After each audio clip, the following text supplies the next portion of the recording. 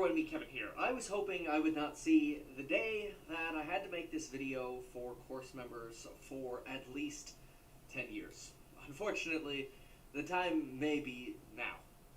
It is once again time to talk about the macroeconomic cycle, the business cycle, the real estate cycle. And folks, this is how we are going to connect the psychology of money, the psychology of buying the dip, the broken sell button, to macroeconomic cycles. So that way you graduate to the next level of understanding personal finance and building your wealth.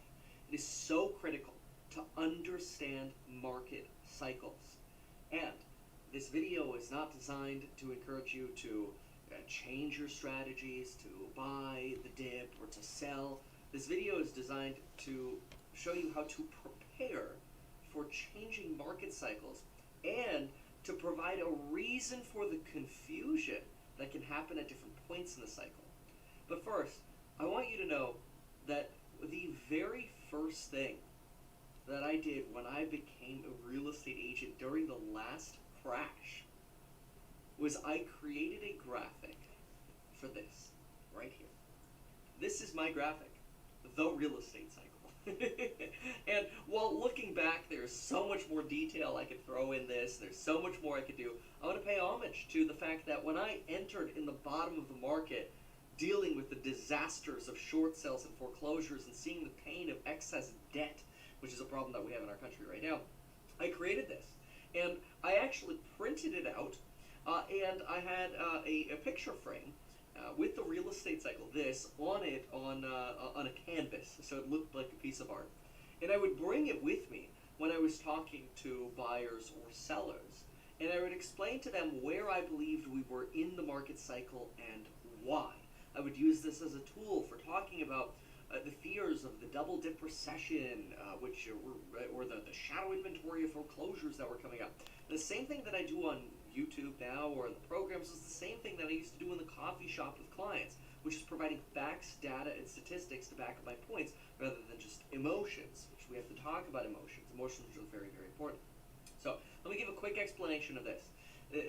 This is an oversimplified explanation of the real estate cycle. Essentially, the real estate cycle back in 2010, 2011, 2009 was clearly in this area where we had experienced declining price, rent, and new construction. We clearly had noticed this. And what I would do on a daily basis is I would track inventory numbers. And what was fascinating was housing inventory in the city that I live in went from about 450 homes on the market, which is a massive amount. Normal market, by the way, has about 200 homes on the market. We went from about 450 homes on the market where somebody would come to me and say, hey, I'm looking for a 3-bedroom, 2-bath in this particular part of town. And all of a sudden I'm like, okay, here's your list of 20 of them. You know, we should probably narrow the list down to the top 5 that look good based on the pictures. We don't have to go to 20 of them and get overwhelmed, right? It was crazy. It was really, really crazy times because there was so much. And people were always wondering, like, oh, but Kevin, I'm worried. What if prices go down more? It's, well, look at where we are in the real estate cycle. According to the real estate cycle, we pretty much are at the bottom, especially since what happened in 2010, actually probably more towards 2011, what started happening? We started seeing that housing inventory number towards the end of 2011, beginning of 2012, start rotating down fast. We went from 450 homes on the market to 300 homes on the market, boom, like that.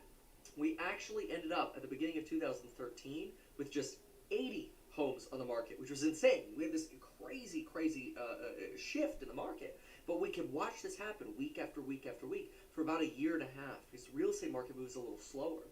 And so we were clearly in the absorption of excess supply phase where it's like, oh, so much supply, and all of a sudden that's dwindling. And so when March and April of 2013 came around, we actually ended up seeing prices jump 20% in a matter of 2 months. But we saw that coming for a year and a half because of this absorption of excess supply, right? Okay, good. So supply started getting absorbed. We got into a tighter market. It became a lot easier to rent properties out. And then prices started skyrocketing.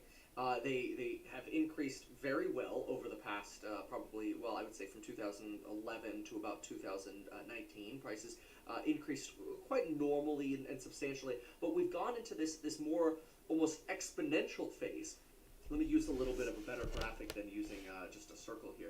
We've kind of done a a little bit of this with pricing, where we hit our bottom here in 2011, started rotating up. This right here is where you saw housing inventory go from about that 450 number to 200, 300, 200, right, and then all the way down to 80. So we saw this. It got so low. We got to this point where folks were like, "Oh my gosh, how am I going to make money as a real estate agent? There's nothing to sell." And what happened? Prices jumped substantially, about 20%. And then we continued on, the real estate market relatively to this. But now, since the pandemic, we've really done this. And going back to the real estate cycle, usually when you get to this sort of euphoric stage, this excessive runaway stage, you tend to increase new construction as much as possible to produce more homes for people where they want to live, because the prices are so high, the margins are so good. This is why Lennar and KB Homes are killing it, and they're producing more properties, or building and planning new properties like crazy to bring these to the market. The issue then becomes twofold. What happens towards the top of the real estate market? Well, as the real estate market starts potentially peaking, interest rates tend to go up to quell excessive growth. And when rates go up, especially mortgage rates, we know that real estate prices can come down about 10x the interest rate increase. So, for example, if our market is expanding at, let's say, 10% per year, and interest rates go up 0.6% like they just did, then we would see a negative 6% headwind to real estate prices, but a positive 10% momentum movement, right, of prices going up. And so now we're net 4% growth. But that can also end negative if all of a sudden we're like, oh, prices aren't going up that much. Oh, it's getting a little expensive to go shopping again. Oh, the stock market's getting a little funky. Right? And all of a sudden, euphoria can very quickly turn into oversupply. And all it takes is a handful of investors who own a lot of properties to start flooding the market, and it can happen very, very quickly with properties, to start quickly dampening demand for housing. And all of it has to do with fear psychology. So we got to talk about that. See, fear psychology applies to the stock market as well. Generally, what we want to do is buy the dip, but we have to overlay cycles. If we look at the cycle, the best times, obviously, to buy the dip, and I've told my clients this a lot. I would always draw a line here. I'm like, if you're gonna try to time the market, you don't need to be perfect. You don't need to be right down here in the middle. But ideally, try to buy the bottom half. And usually, the bottom half is we know when the bottom half is happening because we start seeing indicators decline at a less rapid pace, or we start rotating. I think when folks hear, oh my gosh, someone's trying to time the macro economy, the thought is you're perfectly trying to get out at the tippy top and perfectly trying to get out of the bottom. That's next to impossible, right? That's not going to happen. Just like trying to predict what earnings are going to do. Next to impossible. Just like trying to predict whether Bitcoin's going to be at 50,000 next week or it's going to be at 20,000 next week. Who freaking knows? Nobody knows on that short term. You can use technical analysis to help guide you. But we all know you can have breaks. That's breakups or breakdowns, right? Technicals can falter. So we don't know. We don't have a crystal ball. But we do know macroeconomic cycles. And we know that things change. But let's understand the psychology of what happens when things change. And this is critical. This is absolutely critical. And we're also going to talk about whether you should actually do anything. Okay, hold on. We're going to Google this thing. It's called the Sell Excel image for the stock market. And this is quite powerful. This is a pretty popular cartoon. And here it is. So the psychology of markets is that when things are really doing well, everybody's buying, everybody's happy, and when we get our first dips, we have little corrections in the market. Like, let me speak a little bit towards example here. We have the pre-election dip. We have the February and May dip of 2021, the election dip of 2020, right? Those dips, these are things that we can buy the dip on. And the reason we can buy the dip on this is because of the Federal Reserve blowing wind at our back and supporting us. We have an accommodative Congress. We have an accommodative Fed. And there are no massive red flags that indicate we're top of a cycle. And we'll talk more about being potentially at the top of the cycle, but let's quickly understand psychology. And why do we feel emotional when things turn, right? Where's that emotion come from? So this cartoon essentially starts out with, hey, I've got a stock here that could really excel. And somebody hears, excel? Oh, I wonder what could excel. You know, the curiosity. When somebody says something new, it creates sometimes shock or curiosity. Like, huh? What? They're doing what? Huh? That's kind of the space here. Which in my opinion, it would be an example of, let's say somebody who was regularly a long-term sort of buy and hodler, and then somebody sells. That creates a little bit of, what?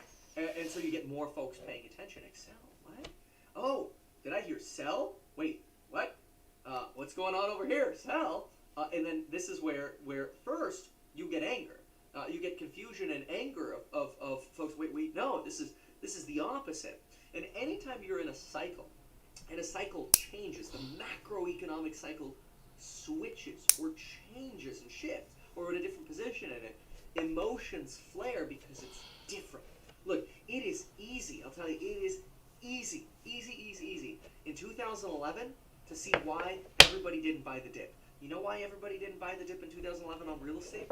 Because everybody thought real estate sucked. That's when you know you're getting closer to the bottom of a macroeconomic cycle. When everybody is telling you, oh, you're in real estate? That sucks, man. That's a tough market. I would go to Trader Joe's. And the people at Trader Joe's are like, real estate, man? Ooh, tough market, man. Now I go to Trader Joe's, you know what they tell me? Dude, man, bought a house a couple years ago, up 200 grand, man. I don't really have to work here anymore. You see what I'm saying? Okay? Those are indicators of changes in where we are in the cycle. I don't know that filming this here on January 28th, my 30th birthday, that we are with certainty at the top of an economic cycle. But we have red flags that indicate we might be due for the turn in the cycle. No guarantees. We could always have manipulation in the market. But if we are at the top of a macroeconomic cycle, the pain could be outsized and last for a very long time. I'm going to talk about time in just a moment. But first, and we're going to talk about sort of risk-benefit analysis as well. But first, let's go back to psychology here. So when first people start selling, you know, when people are selling when everybody's buying, they're just an idiot bear, right? When somebody who's usually a bull turns to a bear and you have an inflection point, there's a lot of emotion not only that it comes from individuals watching that person or paying attention to somebody, but there's also a lot of emotion that can come within that person. Like, for example, if you change directions because you start seeing massive 5-year, 2-year macroeconomic changes, and you're concerned about a potential macroeconomic shift, then that's a point where it's almost like you have to reprogram all of what you've been doing. If you're during the expansion cycle, let's go back to that real estate cycle. During that real estate expansion cycle, your mentality is, okay, buy the dip on everything. Every fixer-upper that comes up, I'm a buy. No second thought. And you program yourself to being on this side of the cycle. When you're on this side of the cycle, the programming it's automatic. It's buy the dip. Don't worry. Long-term investing rules. We